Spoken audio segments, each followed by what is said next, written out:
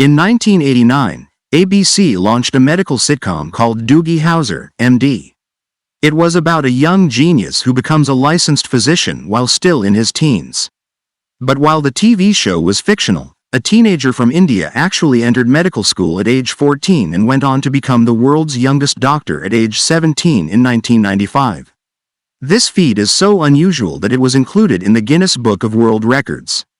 To put it another way, you'll probably never walk into a doctor's office and find a teenager ready to see you. That is, unless you lived in West Palm Beach, Florida. That's where 18-year-old Malachi Love Robinson was investigated and cited by the Department of Health for practicing medicine without a license. When he was just 17, he was caught allegedly walking around dressed as a doctor at St. Mary's Medical Center in West Palm Beach. He managed to do this for about a month before being discovered. While he didn't perform any treatments, he was accused of peeking in on gynecology exams and keeping a wardrobe of lab coats inside his car. A Dr. Kent, who was an OB/GYN at St. Mary's, said the teen was in his office and introduced himself as an anesthesiologist. However, Dr. Kent became suspicious because of his youthful appearance. He said, "He tried to ingratiate himself with me so I would take him around." Police were eventually called and Love Robinson was briefly detained and questioned by West Palm Beach police.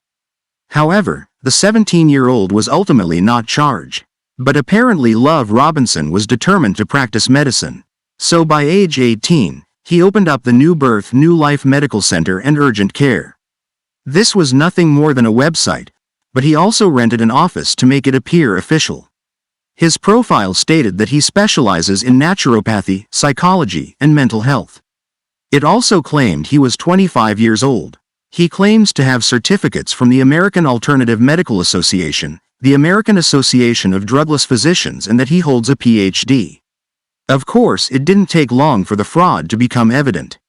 The Palm Beach Narcotics Task Force and the Florida Department of Health started receiving tips that the teen had been practicing medicine without a license. Love Robinson denied the allegations, but was busted after he gave physical exams and medical advice to a female undercover officer. Also, an 86-year-old woman said she contacted Love Robinson for treatment of her severe stomach pain. She said he diagnosed her with arthritis and sold her natural vitamins. During one visit to her home, she became so sick she had to call an ambulance. When she asked Love Robinson to lock up her house for her, she claimed he recommended that she leave her keys and purse with him. She later discovered that he had forged 3 checks that totaled $2,794 without her consent. This was after she had paid him $3,494 for the doctor visits and vitamins. Bank of America produced images showing Love Robinson cashing the stolen checks. The teen was arrested for practicing medicine without a license, grand theft, and forgery.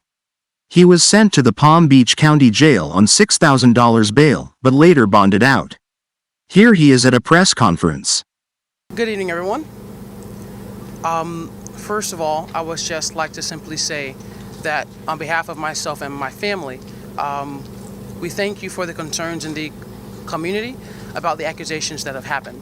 I just want to say that I am deeply saddened and a little disrespected by some of the things that have come forth. But I will say that my attorneys are working hard. They're working around the clock to make sure that this issue gets resolved in the best way possible. I would just simply ask that you please allow the attorneys to do their job. You respect the privacy, you respect my privacy and my family's privacy, and just please allow us to deal with this issue the way any normal family would. And I would simply ask that if you could please pray for us in this time, that everything that's happened, that we get the truth out of it. And not only the truth, but we can shed some good light on some of the things that are happening in the community today. That we can shed a good light on some of the positive things that are happening and stop worrying about bashing someone and start lifting them up. Once again, I want to thank everyone for their support, whether it was good or bad. I've had some great supporters and I've had some people who have said some negative things. But everyone is entitled to their opinion. And once again, I am not upset. And I respect the community for the concerns that they have. But once again, just please respect our wishes and allow our attorneys to do the best that they can to work on this case. Thank you so very much and have a great night. Does he sound convincing enough to you? Well, while out on bail, Love Robinson was arrested in Virginia after he tried to buy a $35,000 Jaguar automobile with a stolen credit card. He was sentenced to a year in prison for that crime. He later pleaded guilty to previous charges of fraud, grand theft, and practicing medicine without a license. He was given a 42-month sentence with credit for time served and ordered to pay restitution. Just 15 months after his release, court documents show that Robinson was working as a salesman for a company that connects shippers with trucking companies. But instead of having customers make payments to his employer, Robinson sent more than $10,000 to his personal accounts. He was given 2 years of probation and ordered to pay $10,129 in restitution. It's pretty baffling and rather scary that he was able to pull any of this off for so long.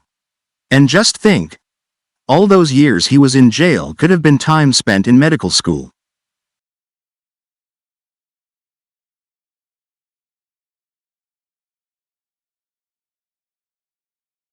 A Florida couple allegedly tried to make some easy money.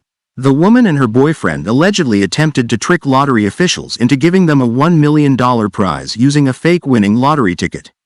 According to authorities, they used 2 torn scratch-off tickets spliced together to form a winning ticket.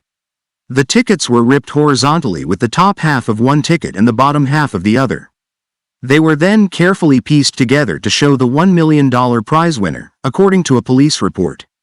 The boyfriend claimed he found the winning ticket on the ground. But the fake ticket was not fooling anyone, as police said the fraudster forgot to check the serial numbers of the 2 different scratch-offs. The county sheriff said it was obvious they had taken 2 tickets with different serial numbers and attempted to attach them together. He added, "Whenever you pretend like you've won $1 million, they're gonna take a close look at that ticket." Several days after the couple submitted the ticket to the Florida lottery, they drove to meet with a lottery agent to follow up on their possible winnings. But instead of being handed a large check, they were taken into custody and questioned separately once they arrived.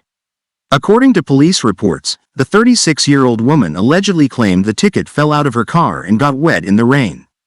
She then told police she tried to scratch it before it was dry and it started to tear. She was then forced to tape it together to keep it from getting further ruined. After she was confronted about the mismatched numbers on the backs of the 2 halves, she allegedly expressed surprise by saying, "What? They don't go together?"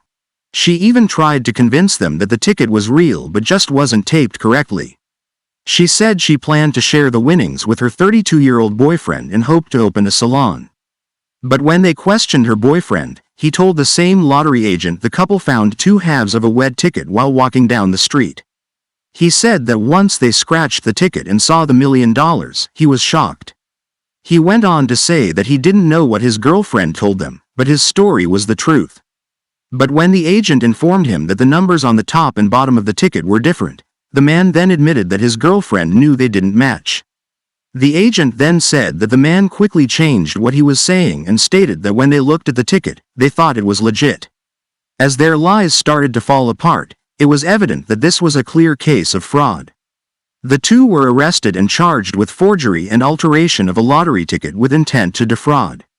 Those charges included passing a forged or altered state lottery ticket and larceny grand theft of $100,000 or more. In other words, she won't be opening that salon anytime soon.